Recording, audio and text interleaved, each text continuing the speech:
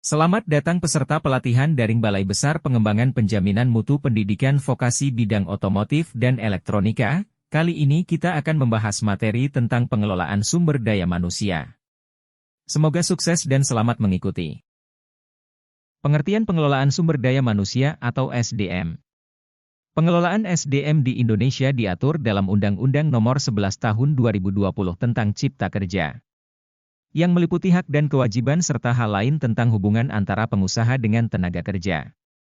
Perencanaan tenaga kerja adalah proses pengelolaan rencana ketenagakerjaan secara prosedural untuk dijadikan dasar atau acuan dalam menyusun kebijakan, strategi, dan pelaksanaan program pembentukan ketenagakerjaan yang berkesinambungan.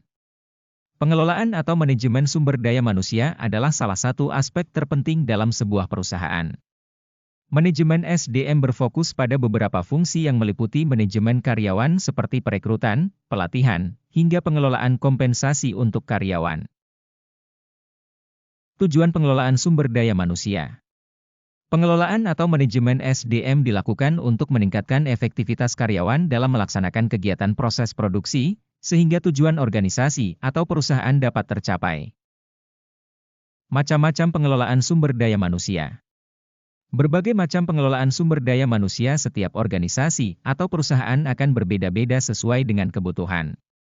Keberhasilan manajemen SDM erat kaitannya dengan kesejahteraan karyawan selama bekerja, dan pada umumnya proses yang dilakukan dari perencanaan SDM antara lain budaya kerja, perekrutan, tunjangan kesehatan, bonus dan cuti, penandatanganan kontrak kerja, penempatan, pembinaan tenaga kerja dengan persyaratan tertentu dan lain-lain. Budaya kerja. Budaya kerja yang positif dihasilkan dari sikap dan perilaku setiap karyawan dalam pekerjaannya.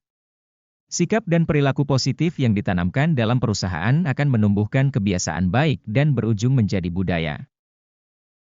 Perencanaan SDM atau Human Resource Planning. Perusahaan yang sudah mapan tentu sudah memiliki perencanaan yang lengkap pada semua jenis kegiatan.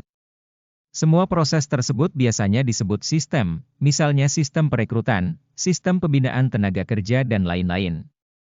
Semua sistem adalah perencanaan yang dilakukan untuk memastikan SDM tersedia, proses pekerjaan perusahaan lancar, sehingga perusahaan dapat mencapai tujuannya. Penyediaan SDM atau personel prosurmen. Penyediaan SDM pada perusahaan atau organisasi melalui perekrutan dengan beberapa tahapan seleksi, di antaranya seleksi administrasi, seleksi kualifikasi, seleksi kemampuan, seleksi sikap atau perilaku dan lain sebagainya. Pengembangan SDM. Proses ini dilakukan perusahaan atau organisasi untuk dapat menggali potensi yang ada pada setiap tenaga kerja sehingga dapat menunjang karir tiap individu. Pemeliharaan atau personel maintenance. Proses pemeliharaan SDM agar tetap memberikan segala kemampuannya dengan berbagai cara di antaranya dengan memberikan penghargaan, punishment atau hukuman, insentif atau imbalan, serta benefit atau keuntungan. Sekian materi tentang pengelolaan sumber daya manusia. Terima kasih dan salam sukses.